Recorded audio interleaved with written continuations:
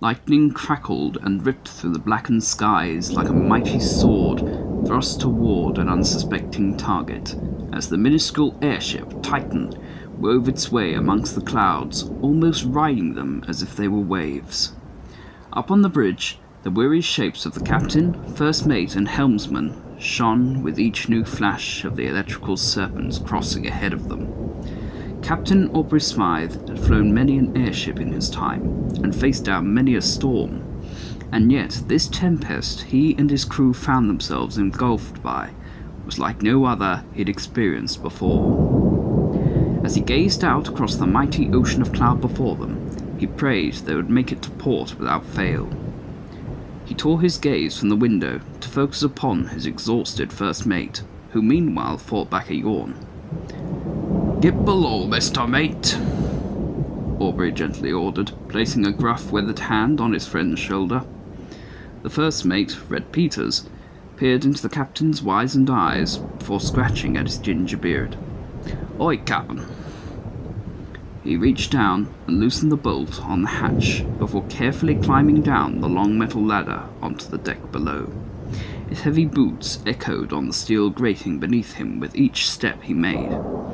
As he passed the crew quarters, a terrified cry came from the room behind him.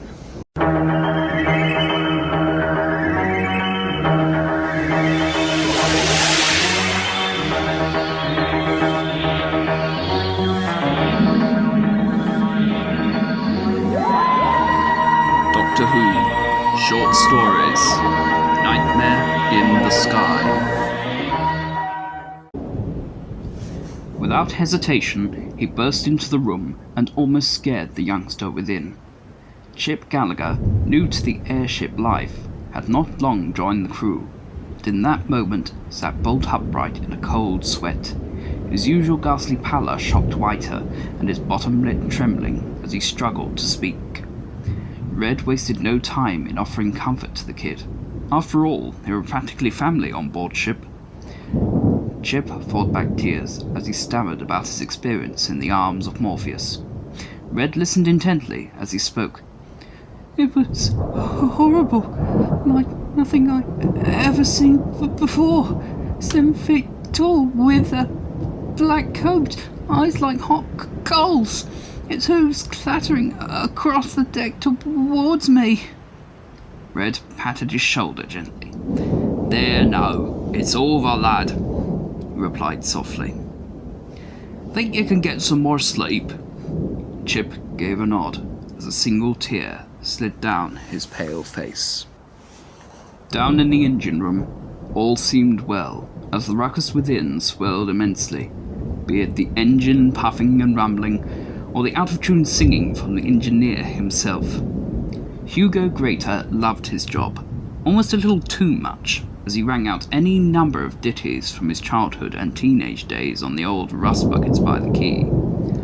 All the while he was checking the valves, he strung up another verse of "Bring Home Me Lovely," when a loud clattering shook him out of it. He looked all around for the source, catching a glimpse of his newly replaced wrench strewn across the deck plating.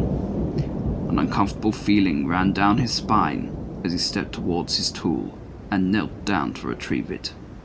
He was used to the old tales of ghoulies and ghosts from his time on those rust buckets, but never in his life did he ever imagine he would face one. As his hand gripped the wrench, an unnatural roar almost echoed behind him, followed by the thudding of what sounded like cloven hooves on the deck plating. Hugo's eyes shot wide as he turned his head towards the mighty creature behind him and cried out in terror as it charged towards him. Up on the bridge, the radio crackled as Hugo Greater's voice came across with extreme fright. Aubrey Smythe grabbed the radio and listened as Greater exclaimed what he had seen. The captain's face changed expressions in rapid succession as the story rolled on. As soon as Greater finished his piece, Aubrey replied. "Are you sure?" he asked, feeling a shiver run down his spine. "Aye, sir," Greater responded. The captain shook his grey head before continuing. "Don't worry about it, Hugo. You just concentrate on that engine." Before Greta could respond, Aubrey cut him off. He turned his gaze back to the storm, which by now appeared to have subsided somewhat, and yet he couldn't shake the feeling something was wrong. Back in the engine room, Hugo reluctantly returned to his work checking the valves, all thought of singing thrown from his mind. All that could be heard was the puffing and rumbling of the engine as it pedalled on, and even that brought him no comfort, as his eyes shot from the valves to every other corner of the room as he went noting everything down. He thought back to his days on the old rust buckets, but he couldn't recall a single line of any of the ditties, not even the chorus of Bring Home Me Lovely. He shuddered as he grabbed his empty mug and headed to the galley for a drink. The corridors seemed darker than before, almost alive in places, and yet the light had not changed an ounce. Hugo's heart raced as he grew ever closer to the galley door. He reached out a calloused hand and gently pulled down on the handle, and allowed the door to slowly squeak open. He carefully stepped into the small galley and immediately reached for the handle of a nearby cabinet where he kept his favourite blend. With fumbling fingers, he slipped out a single bag and dropped it into his mug, before putting his favourite blend back in the cabinet. "I prefer Darjeeling myself," a voice called behind him, making him jump right out of his skin. The instant Hugo regained his composure, he immediately took note of the man stood behind him. He was dressed in a long brown coat, beneath which sat a white shirt with a checkered waistcoat, brown trousers and boots, and to top it off, the longest scarf Hugo had ever seen in his life. "You what?" he asked, looking the stranger up and down. "Prefer Darjeeling," the stranger replied. "Anyway, enough about tea. I'm here to see a man about a horse. Where will I find the captain?" Hugo's brow furrowed. "On the bridge," he asserted. "Thank you." The stranger went to leave, before realizing something. "Which way to the bridge?" Hugo's brow furrowed more. "Through the galley door and up the ladder to the left." The stranger thanked him again, before leaving the galley. Hugo called after him. "Who are you?" The stranger popped his head round the door and grinned gleefully. "I'm the doctor." Up on the bridge, Captain Smythe relieved the helmsman, telling him to get some rest and wake the first mate. Taking the helm after so many years was a small thrill in of itself. He felt young again, and his grey hair was more its natural auburn. The oddly becalmed storm was like the sea his family once lived by when he was a youngster, and the airship his little paddle boat. He didn't get to relive his youth long enough, though, as an unfamiliar voice spoke out beside him. "Unusual storm, isn't it?" Aubrey stumbled slightly. "Who the blazes are you? And how did you get on board?" The stranger waved his hand at the captain. "Oh, never mind all that. I'm here now, and that's all that matters.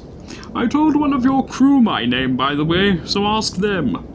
Aubrey couldn't believe what he was hearing. However, he took it all in his stride. "Why I'm here is the question you should be asking.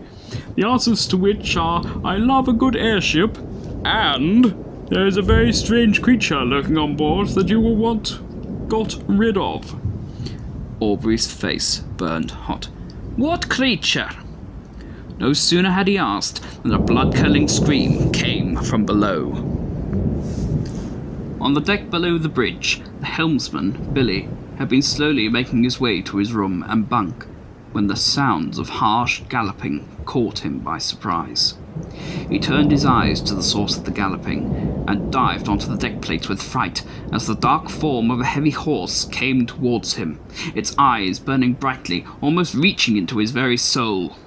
He shut his eyes as it passed over him and shot them back open again, just to see the captain and the scarfed stranger coming down the ladder.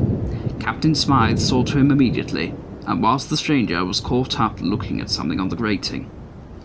"I'm all right, Captain," he exclaimed in earnest, only to be called out by the stranger. "Don't lie. You saw the nightmare." The captain and Billy turned towards him just as his finger brushed around the edge of the large hoofprints scorched into deck plating. Gather the crew together, quickly! The stranger added, looking up from the floor. Captain Smythe gathered together the crew in the galley at the behest of the doctor, just in time for him to begin asking questions. Who was the first to see it?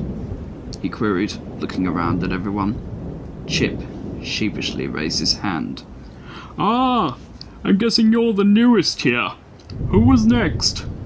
One by one, each of the crew raised their hand in the order they saw the creature, ending with Billy. The captain stared at the doctor with disdain as he continued. Right, so that leaves you. The doctor casually pointed at Red. And you, Captain. One of you two invited the nightmare in. All it takes is a little fear or concern, and then it comes. Red and Aubrey shared a glance before turning back to the doctor. It might well have been me, Doctor, Aubrey stated, stroking his hand across his grey mane. The doctor's eyes widened. Whether with glee or shock, it was hard to discern, as he looked beyond the captain into the corridor behind. Stood in full view, 7 feet tall, jet black coat, eyes like hot coals, hindquarters raring to charge. The nightmare. Silence fell across the room as all eyes followed the doctor's gaze to the corporeal being now staring him down like any other target. The doctor stood his ground as the mighty beast pelted towards him at full force. Without flinching once, the doctor stared down the creature as it passed straight through him before fading into nothingness. The crew of the airship stood in awe as the doctor turned towards them and beamed his signature smile. Is it gone? Chip asked, shivering. The doctor's smile never faltered as he replied. For now it is. Aubrey took this moment to speak up. How did you defeat it? The doctor's eyes glowed. How does anyone defeat fear? By facing it head on. The captain nodded in agreement as Hugo set about making some drinks. The doctor didn't bother to stick around for long, as he felt he'd done his part.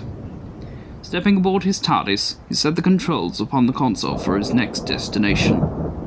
Meanwhile, on the bridge of the airship Titan, Captain Smythe watched the horizon as the dark ocean dissipated to allow the warm glow of the sun to shine through. The storm was over for now, for the crew of the Titan, but what the future would hold, the captain did not know.